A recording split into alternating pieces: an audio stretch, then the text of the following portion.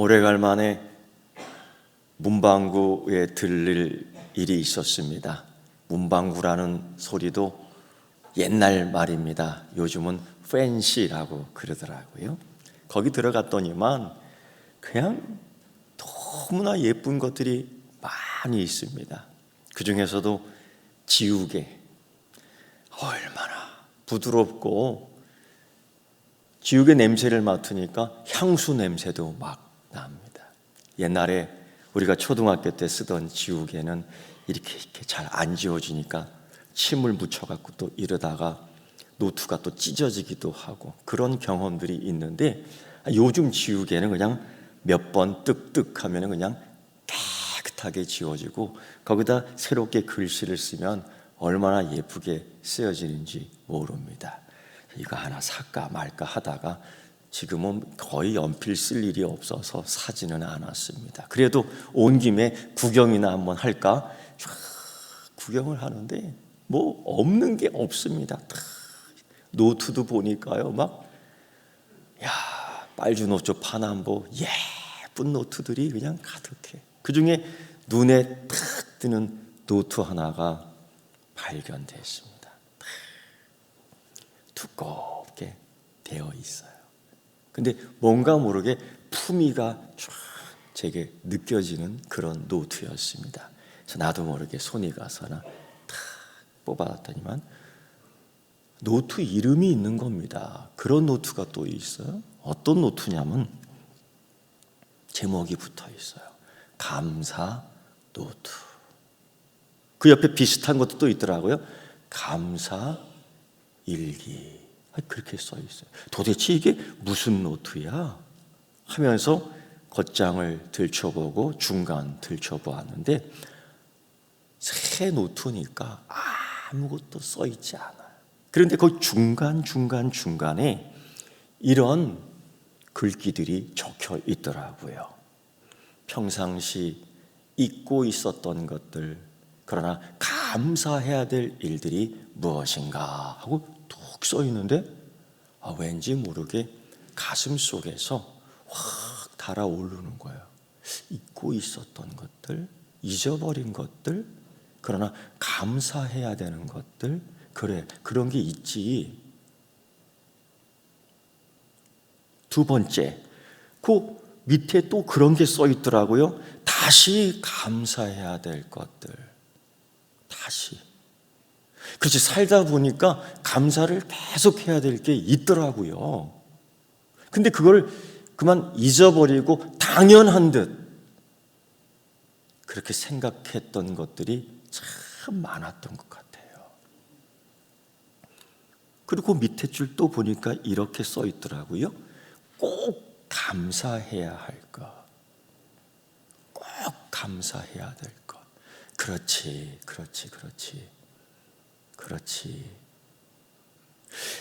그리고 끝에 이렇게 써 있더라고요. 내일 또 감사해야 될 일들. 아마 이거 기대하며 적는. 내가 내일은 이런 거 한번 감사해야지. 그렇게 써 있더라고요.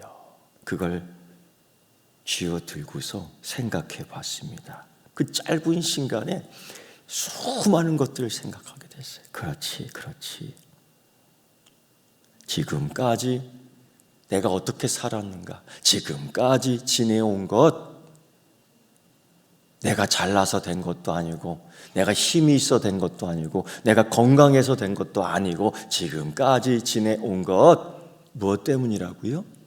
그저 하나님의 은혜였던 것. 이걸 너무 당연시했던 거 아닌가? 손을 꼽아보며 감사해야 되겠구나. 그제서야 깨달았어요. 하나님이 내게 은혜를 주셨지. 그리고 믿음도 주셨지. 믿음이 없는 것 같았는데 믿음이 있었더라고요. 살다가 보면 힘든 일, 어려운 일, 살다 보면 병든 일, 아픈 일, 그런 게 참 많이 있었는데 시간 지나 보니까 그런 거 다 이겨내고 일어서고 있더라고요.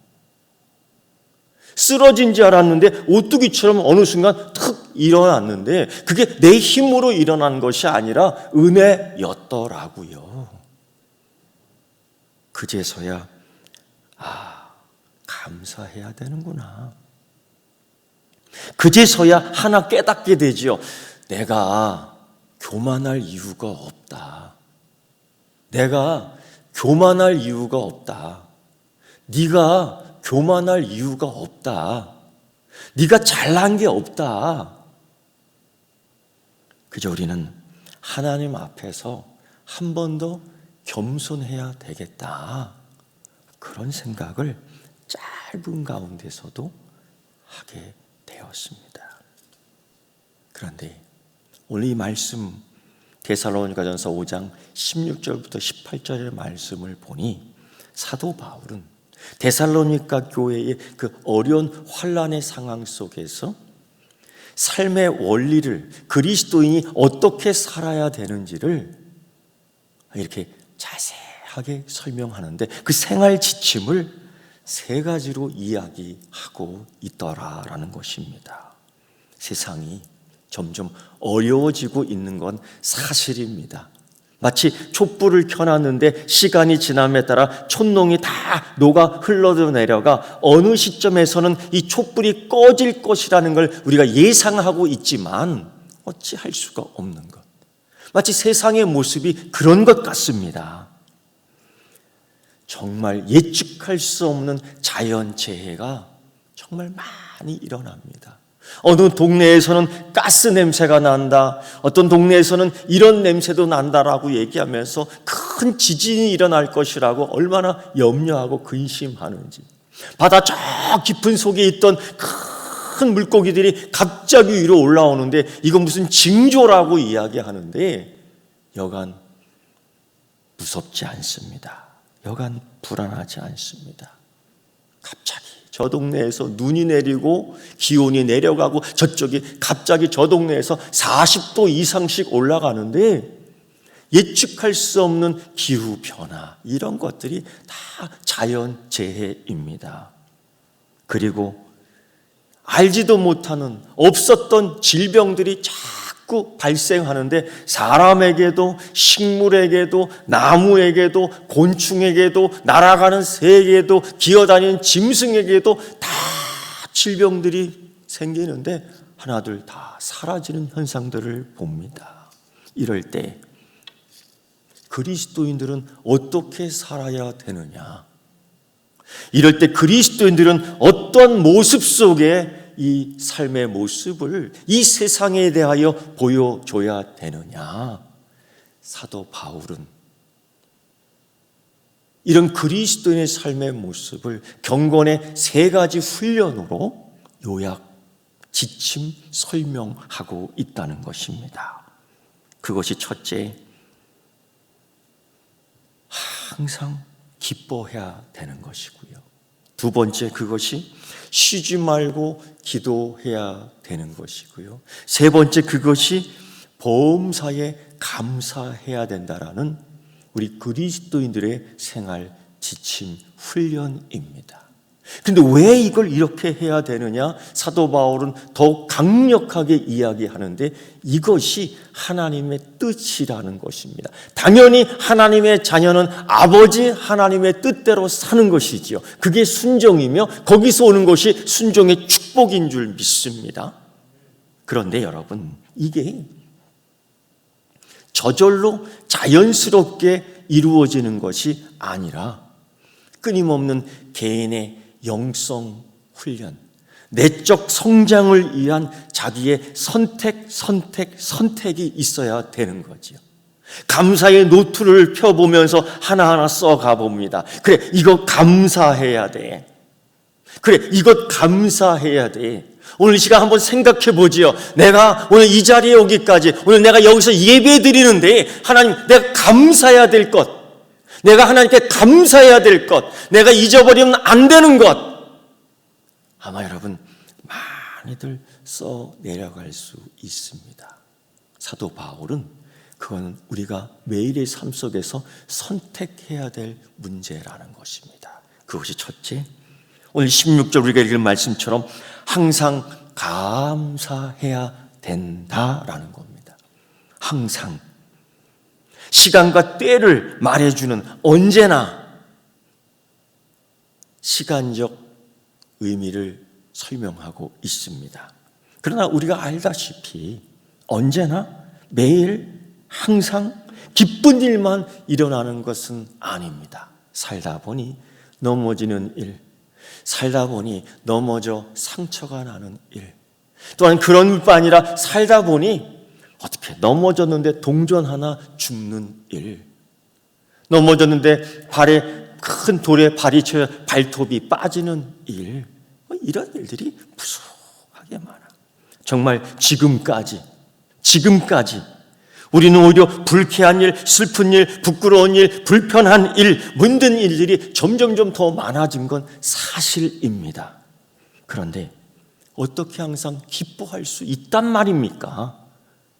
그럴 수 없다라는 이 환경, 그럴 수 없다라는 우리의 처지와 상황, 너무나 분명한데 말입니다.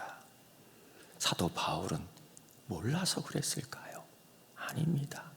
사도 바울 자신이 너무나 많은 이 경험, 우리와 같은 어려움, 우리와 같은 환난, 우리와 같은 이 극한 상황 속에서 너무나 잘 알고 경험했던 이 사도 바울이 이렇게 얘기하는 겁니다. 이것은 결국 이 상황에 따른 감정의 표현이 아니라 항상 기뻐하라는 것은 이 상황에 대한 태도라는 겁니다. 태도. 내가 선택해야 될 의지적인 이야기를 하고 있는 겁니다. 그래서 사도 바울은 항상 기뻐하라, 단순히 권면, 단순히 요청, 단순히 이렇게 하면 좋은 일이 생길 것 같은데요 라고 얘기하는 것이 아니라 우리에게 강조하고, 우리에게 강요하고, 우리에게 명령하고 있습니다. 이건 반드시 우리가 이렇게 행해야 될 개인 내적 훈련 가운데 하나라는 겁니다. 여러분, 왜 우리가 이런 훈련에, 우리 감정에 따른 표현이 아니라 우리 태도에 대한 훈련을 해야 되느냐? 우리는 지금까지 하나님의 말씀을 듣고 살았습니다. 하나님은 나의 아버지이다. 하나님은 그 자녀에게 선한 뜻을 품고 인도해 주신다. 그래서 내 이 상황 속에 또 다른 하나님이 인내의 은사를 주셔서 기다려 볼 수 있게 한다. 하나님은 나에게 좋은 걸 주신다고 약속하셨다. 심지어 우리 주님 예수 그리스도께서 찾으라고 그랬고요, 구하라고 그랬고요, 두드리라고 그랬습니다. 그것이 무엇입니까? 왜 그렇게 하라는 것입니까? 하늘에 계신 그 아버지께서 너희 자녀됨에게 더 좋은 걸 주시겠다고 했기 때문입니다. 그래서 여러분, 그 믿음에 항상 기뻐하며 항상 감사하며 항상 기도해야 될 이유가 여기에 있었던 것입니다. 환경에 대한 가치보다도 하나님에 대한 가치가 더 크다는 것을 항상 알고 있어야 됩니다. 그래서 환경에 지배되는 것이 아니라 하나님을 의지하는 삶이 항상 우리에게 훈련되어 있어야 될 줄 믿습니다. 보십시오. 그런 가운데에 인물 하나를 생각해 보십시오. 여러분, 요셉을 보십시오. 그는 어린 나이, 청소년 나이, 청년의 시절까지 정말 학대받아 살았습니다. 보통 사람들이 말하기를 이런 사람은 범죄자가 되기 쉽다라고 이야기하지요. 많은 사람들이 이런 사람들, 많은 나쁜 길로 빠진 것들을 보게 됩니다.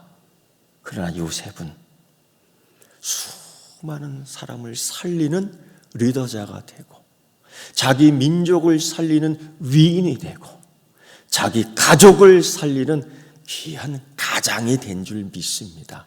어떻게 그렇게 될 수 있었을까? 오랜 시간 억울한 일을 당하고 오랜 시간 억울한 옥살이를 당했음에도 불구하고 그가 훗날 이런 고백합니다. 하나님이 나의 길을 인도해 주셨다. 하나님이 나에게 선한 길을 지도하여 여기까지 인도하신 하나님, 에베네셀의 하나님, 그 하나님이 나의 하나님, 내일도 인도해 주실 줄 믿습니다. 억울한 일, 힘든 일, 죽는 일, 아픈 일 많이 있었지만은 그때마다 통곡하지 않고, 그때마다 불평하지 않고, 그때마다 원망하지 않고, 내가 선택해야 될 일, 내가 개인의 영성, 이 내적 삶 속에서 환경에 지배되지 않고 내가 하나님의 가치를 붙들어야 되는데, 그것이 무엇이냐? 항상 기뻐하라라는 것입니다. 기쁨의 태도를 가진 사람이 생활이나 감정의 노예가 되는 것이 아니라 하나님을 의지하며 더 기뻐하는 생활의 훈련이 있어야 될 줄 믿습니다. 사도 바울을 보십시오. 그는 빌립보 감옥에서 정말 많은 매맞음을 당하고 묶이고 굶주리고 열악한 환경 속에서 쉬지 못하고 억울한 많은 일 가운데 상한 감정과 상한 몸을 가질 수 있었음에도 불구하고 그는 이렇게 고백하죠. 내가 당한 이 일 억울해 죽겠습니다. 아니야. 내가 이 당한 일 원통해 죽겠습니다. 아니야. 내가 이 당한 일 어떻게 하면 좋을까? 아니야. 그는 이렇게 고백합니다. 내가 당한 일이 도리어 복음 전파의 진전이 될 줄 압니다. 왜? 하나님은 나의 아버지. 왜? 우리 주님 예수 그리스도께서는 죽음에서 이겨 부활하신 예수 그리스도요. 내가 사망의 훔침한 골짜기에 있을지라도 하나님 나를 선한 길로 인도하시는, 합력히 선을 이으시는 하나님이셔 라는 이 믿음이 있었기 때문입니다. 고로 여러분, 우리 이 생활 속에서, 이러한 이 환경 속에서, 이러한 이 처지 속에서 하나님을 향한 긍정의 태도를 잃지 않고 더 깊이, 더 높이 볼 수 있는 여러분 되기를 축원합니다. 그래서 여러분, 눈을 탁 뜰 때에 아이고 죽겠다 그렇지 마세요. 입술에 훈련이 돼야 돼. 아이고 하나님 감사합니다. 내가 오늘도 눈이 떠졌네요. 아유, 오늘은 그냥 새벽부터 가기 싫다. 그러지 마세요. 하나님 두 다리 주셨고, 일어날 수 있는 힘 주셨고, 오늘도 하나님, 내가 이 새벽을 깨우며 하나님 앞에 가서 제일 먼저 굿모닝 하나님 외쳐보겠습니다. 할렐루야. 여러분, 이런 마음을 갖는 훈련이, 그게 뭐야? 항상 기뻐해야 합니다. 그리고 두 번째, 사도 바울은 우리의 큰 믿음의 훈련 가운데 17절에 쉬지 말고 기도해야 합니다 라고 강조 명령하고 있습니다. 쉬지 말고 24시간 하라고요? 바울이 말하는 것은 여러분 24시간 매일매일을 이야기하는 것이 아니라 쉬지 말고라는 의미는 잊지 말라는 것입니다. 기도. 여러분, 기도가 무엇입니까? 기도할 때마다 우리가 외치는 하나의 반복적인 고백이 이겁니다. 하나님은 나의 아버지시다. 아버지 하나님이라고 부르는 이 기도를 통해서 사도 바울은 무엇을 꼭 확인시켜 싶었냐? 아버지가 나의 하나님, 나의 하나님이 나의 아버지, 아버지 하나님과 나와의 관계는 이런 관계라는 것을 강조하고 있는 것입니다. 여러분, 걱정이 있을 때에, 염려가 있을 때에, 힘들 때에, 병들 때에 가장 먼저 누구를 불러요? 아버지. 힘들 때에, 병들 때에, 간절할 때에, 소원이 있을 때 누구를 먼저 불러요? 어머니. 자기 부모를 부르는 거예요. 여러분, 이 시간 한번 같이 불러볼까요? 아버지 하나님 한번 불러봅시다. 다 같이 시작. 아버지 하나님. 그렇게 불러갖고 하나님 오실까 모르겠다. 그러나 잠잠히 불러주셔도 하나님 다 들으시는 줄, 하나님이신 줄 믿습니다. 배고픈 어린아이가 엄마를 깨우기 위해서 왱왱 울어도 그 엄마 너무 피곤해서 그저 잠이 들 때가 있지요. 그러나 하나님은 주무시지 아니하신 하나님, 우리의 신음소리도 들으시는 하나님, 우리의 속에서 나오는 아버지라는 음성도 크게 들어주시는 하나님이신 줄 믿습니다. 여러분, 그런데 이럴 때만 아버지라고 부를 거예요? 아니죠. 기쁠 때도 사람에게만 자랑하는 것이 아니라 하나님에게도 하나님의 은혜로 내가 이만큼 컸어요. 하나님 자랑하고 싶어요. 하나님 찬송하고 싶어요. 하나님 감사하고 싶어요. 하나님 기뻐하고 싶어요. 이것 또한 아버지 하나님께 드리는 기도 가운데 하나입니다. 사도 바울은 쉬지 말고 기도하라는 겁니다. 왜? 이 드리는 자녀의 기도, 성도의 기도를 통해서 아버지 하나님과 나의 관계가 끊어지지 않고 계속 지속적인 관계가 이루어지는 거예요. 우리가 일찍이 기도 학교를 통하여, 기도 학교 제자 훈련을 통하여 기도가 무엇인지, 기도의 특징이 무엇인지, 기도의 유익이 무엇인지, 왜 기도해야 되는지를 우리가 다 배워 알고 있습니다. 중요한 것은 오늘 말씀처럼 쉬지 말고 기도하라는 이 명령. 왜? 여러분 알고 있지 않습니까? 기도는 하나님과의 교제, 하나님과의 관계를 이야기하는 거예요. 그러면 기도하는 자는 기도를 들으시는 하나님 관계 속에서 무엇을 찾아야 되느냐? 특권. 도대체 이 특권이 뭐라는 겁니까? 하나님이 아버지 하나님이시기에 그 관계를 다시 한번 확인하며 하나님의 약속을 받아내는 겁니다. 아버지 하나님이기 때문에 그 자녀에게 주시는 특권, 자녀가 받을 수 있는 특권. 그래서 예수님은 찾으라, 예수님은 구하라, 예수님은 그래서 두드리라 비교하며 이 육신의 아버지도 그 자녀에게 좋은 걸 주실 걸 알고 있다라는 거예요. 당연히 아버지는 그래야 되니까. 거물며 하늘 계신 하늘의 아버지, 천지를 지으신 아버지, 나를 창조하신 아버지, 나를 지키시는 아버지, 나를 사랑하는 아버지 하나님께서 그 좋은 걸 더 주시지 않겠느냐라는 것이 예수님의 약속된 말씀입니다. 그 특권. 그래서 쉬지 말고 기도하라는 겁니다.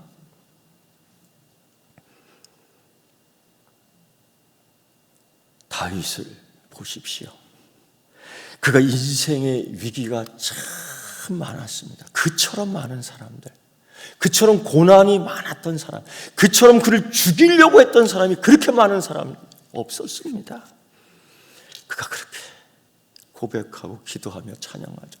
나의 도움이 어디서 올까? 지치고 힘들 때에 나의 도움이 어디서 올까? 그때 이렇게 고백합니다. 나의 도움은 천지를 지으신 여호와에게서로다.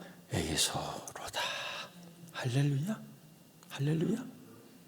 사도 바울은 그 믿음이 있었던 것 같아요. 사도 바울. 그래서 빌립보서 4장 4절에 보시면요, 주 안에서 항상 기뻐하라. 오늘 데살로니가전서 5장 16절의 말씀과 거의 같아요. 내가 다시 말하노니 기뻐하라. 빌립보서 4장 6절의 말씀 보면 아무것도 염려하지 말고 다만 모든 일에 기도와 간구로 너희 구할 것을 감사함으로 하나님께 아뢰라. 왜? 관계와 특권이 기도 가운데 딱 연결되어 있는 거예요. 기도는 열쇠입니다.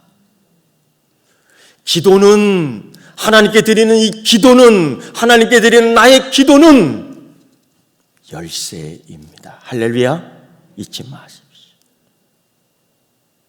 할 수 있는 대로 기도하며 하나님께 나아가십시오. 언제 어디서든지 할 수 있는 것이 기도입니다.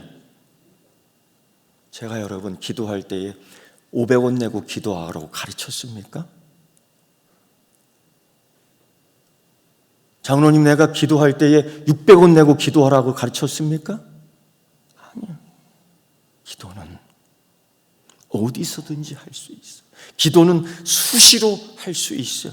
기도할 때 꼭 양복 입고, 기도할 때 꼭 양장 입고 기도하랍니까? 아니요. 기도는 격식 차지 않아도 좋아요. 아버지 하나님 부를 때마다 기도하는 그 자녀에게 평안과 기쁨과 감사로 충만하게 채워줄 줄 믿습니다. 세 번째, 우리 내적 훈련 가운데에 이때 이런 상황 가운데에서 우리 그리스도인의 태도 어떻게 살 것인가에 할 때에 세 번째에 지침을 이야기합니다. 범사에 감사하라. 그런데 사도 바울은 여기서 끝나지 않고 이것은 너희를 향한 하나님의 뜻이다. 순종하라는 거죠. 이 세 가지 지침에. 우리가 모든 일에 감사하며 살기를 원하시는 하나님의 뜻, 우리가 원망하거나 불평하거나 통곡하거나 시기하거나 질투하거나 불만하거나 이것은 결코 하나님의 뜻이 아니라는 것, 오히려 감사하라는 것이지요. 하나님 왜 이런 식의 감사를 강요하는 걸까요? 여러분, 강요라는 표현이 너무 직설적인 걸까요? 그러나 보십시오. 기뻐하라, 기도하라, 감사하라. 이것은 단순히 요청도 아니요 권면도 아닌 명령해야만 하는 것입니다. 왜 이렇게 강요, 명령했을까요?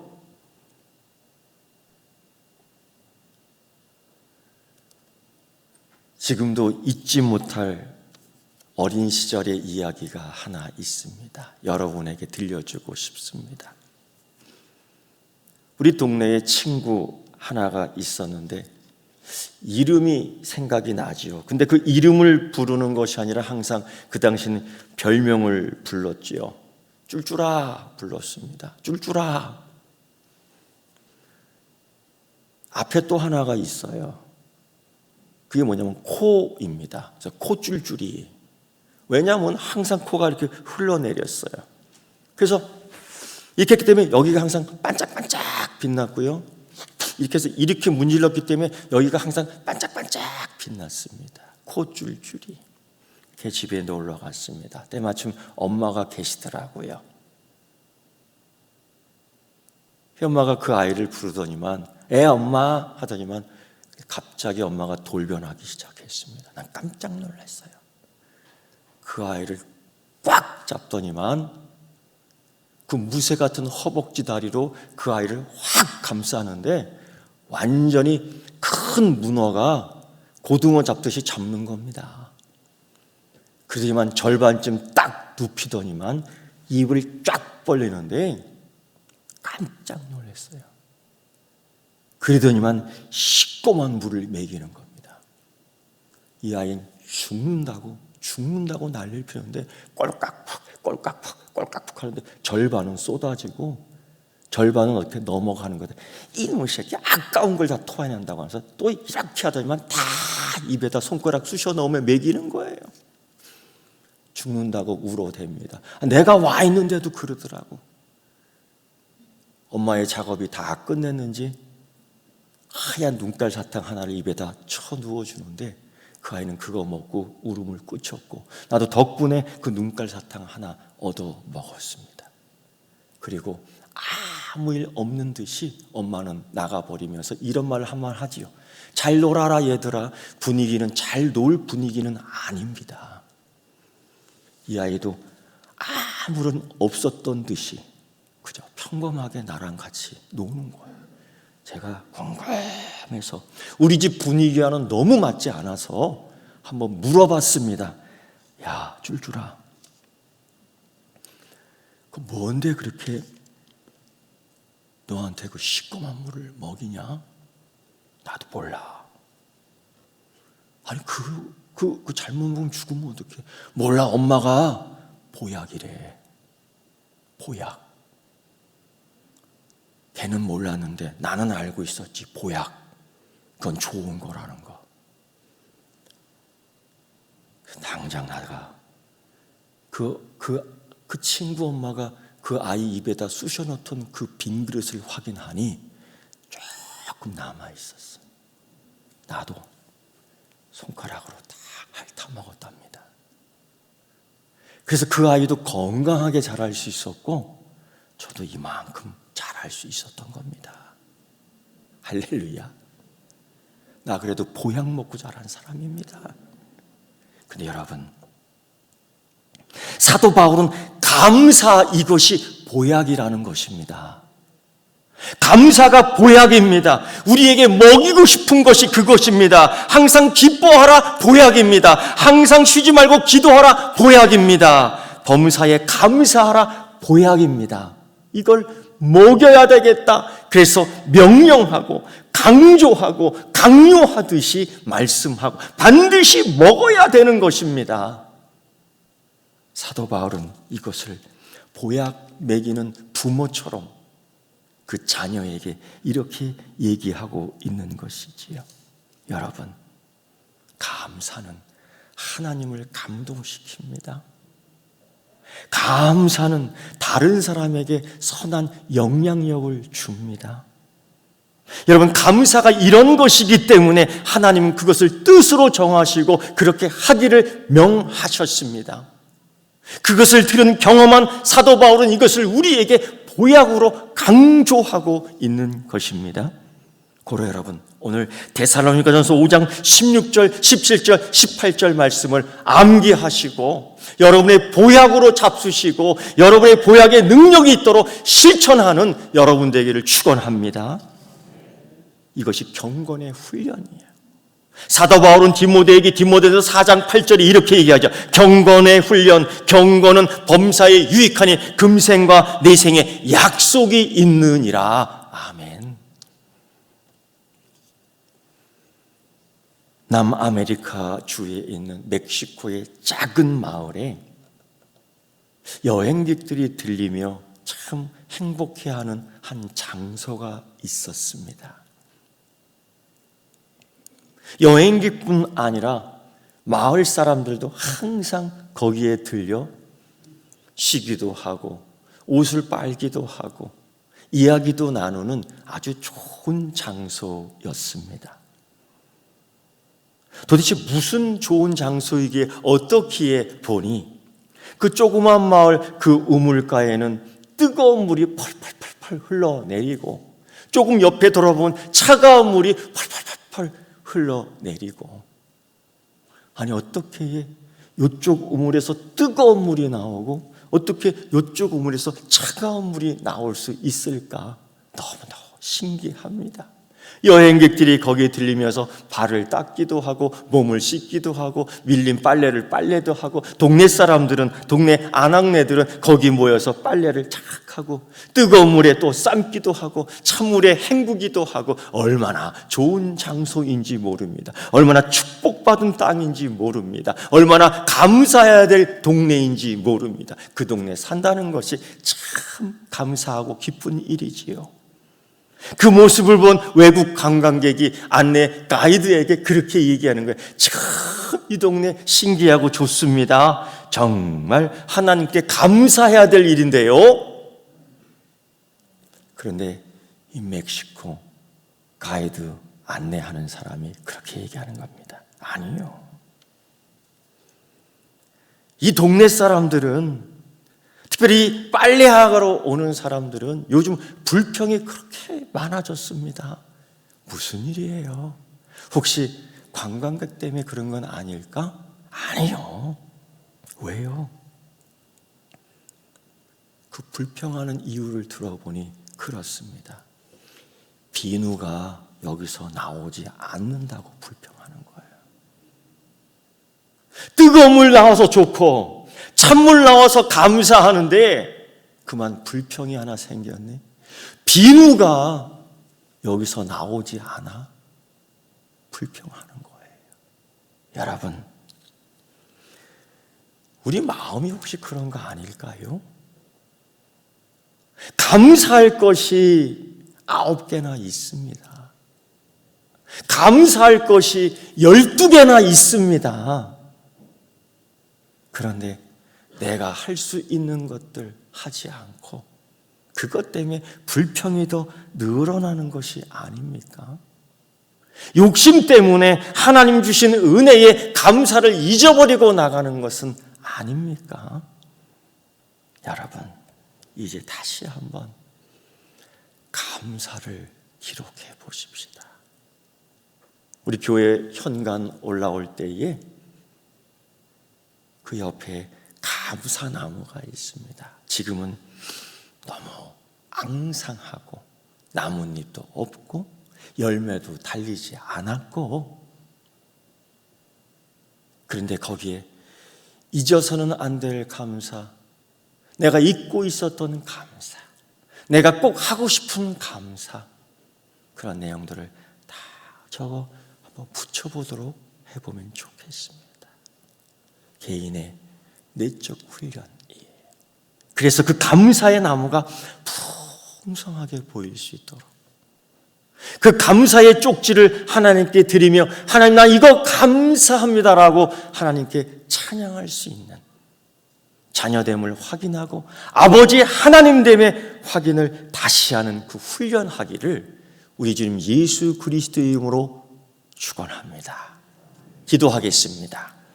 하나님의 은혜를 생각하고 하나님의 자비를 기억하고 이제 감사의 훈련을 하며 주신 은혜를 세어보고 주신 복들을 세어봅니다. 주님, 손가락으로 세워도 부족한 이 감사의 모든 것들 기억하게 하시고 감사의 태도와 감사의 믿음과 감사의 훈련에 열매 맺게 하여 주시옵소서. 예수님의 이름으로 기도드리옵나이다. 아멘.